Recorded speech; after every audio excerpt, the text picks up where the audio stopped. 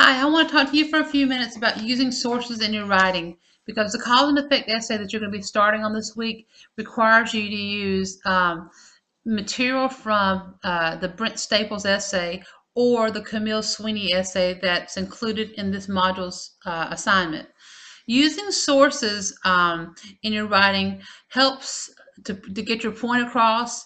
It helps you to convince readers that the conclusions you're coming to are sound conclusions. And so a lot of times students get uncomfortable when asked to incorporate sources into their writing.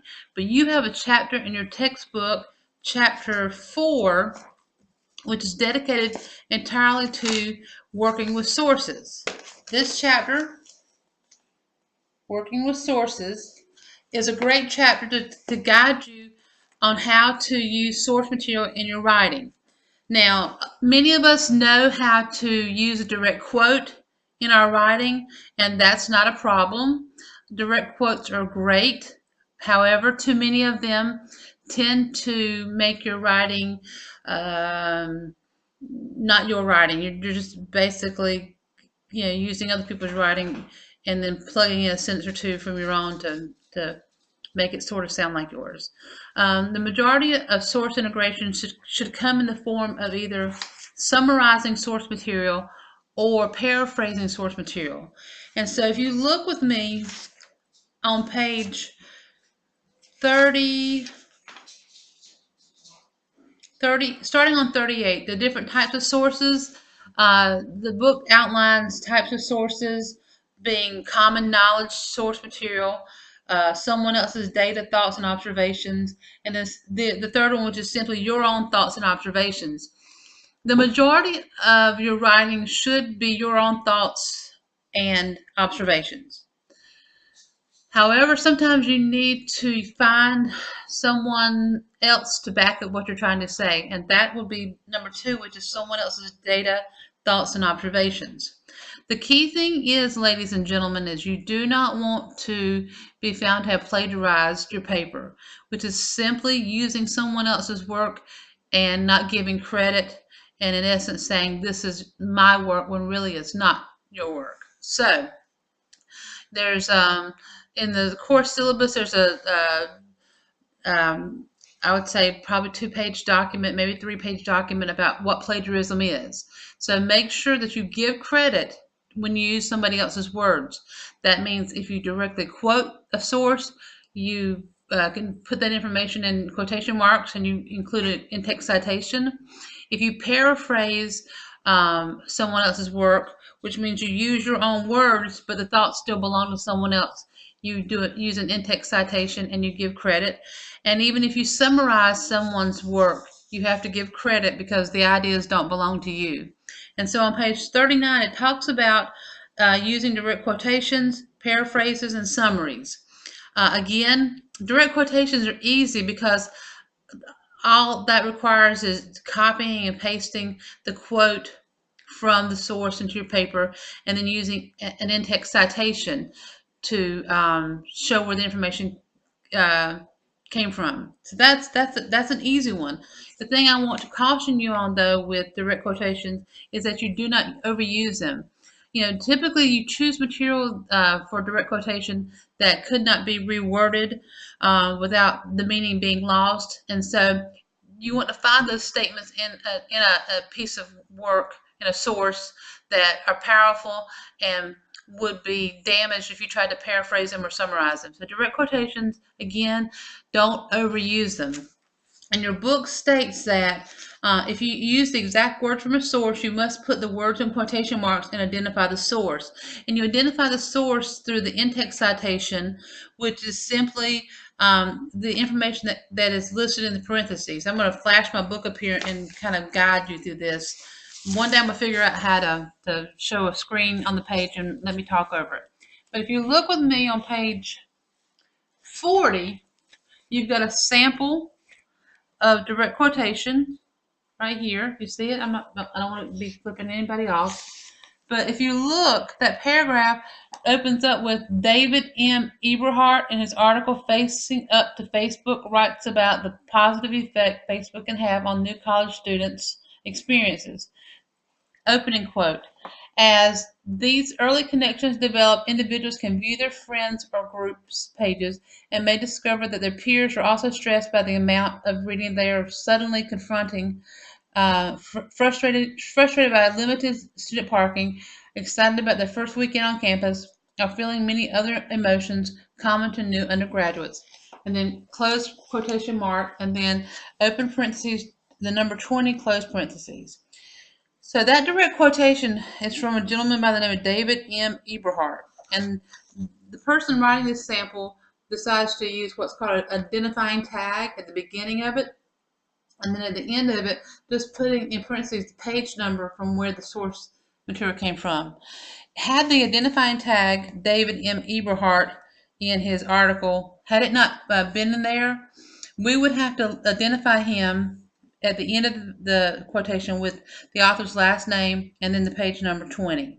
But because I identify him early on in the paragraph, I don't need to do that. So I could find this book by David Eberhardt, go to page 20, and that quotation would be there. Understand?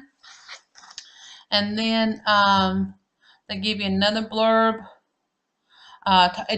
discussing, well, what if I like the quote but there's just too much in it? Can I leave some of it out? Yes. If you decide that you like the beginning and the end of a quote, but the middle stuff is really not necessary, you can use what's called the ellipsis or the ... and that lets the reader know, okay, there's something missing, and that is key. Let me turn the book up so I can look at it right ways.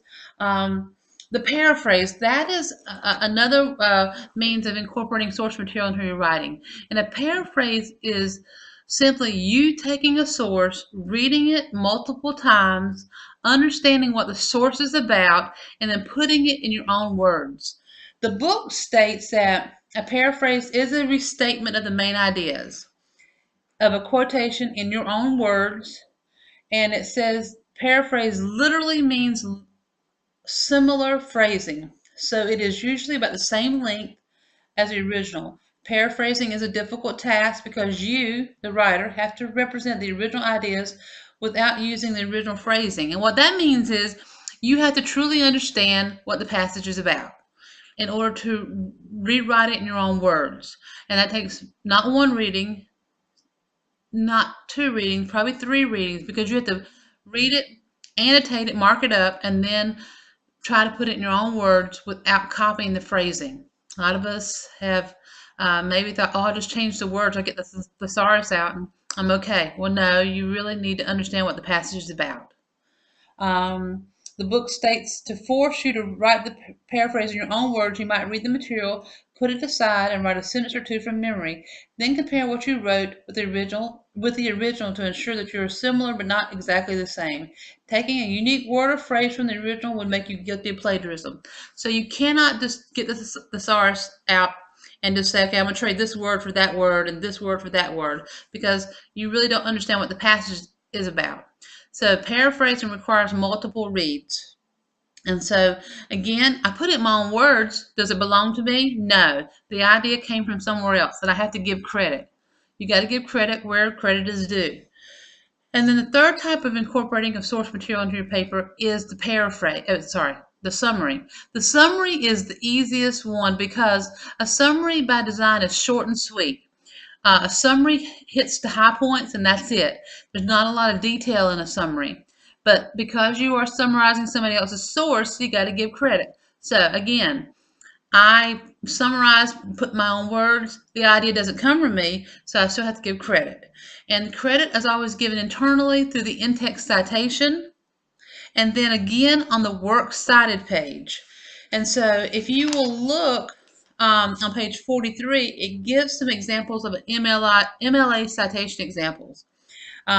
It says an example of a book would be the author's last name and a page number, and I put the author's last name if I don't reference it within the text of my paper. And then the full works cited entry is, there's an example of that given as well. Because your sources are coming from your Nexus book, you're going to use probably the sample that would come from an anthology. And if you have your Little Seagull's handbook, there is a section. I don't have my handbook handy.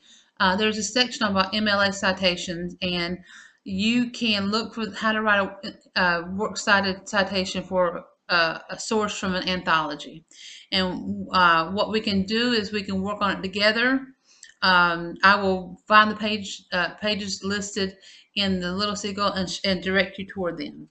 But source material from here on out is part of your writing. You have to learn how to use it and use it correctly without being guilty of plagiarism. So those essays that you're reading in your textbook this week for cause and effect, those are going to become part of the paper that you're going to write on cause and effect. So it's important that you read those essays carefully and you decide, okay, based on the topic I select, what in these essays need to be incorporated into what I'm trying to prove. Okay. Thanks again, everybody. And hopefully this helps you somewhat. Take care.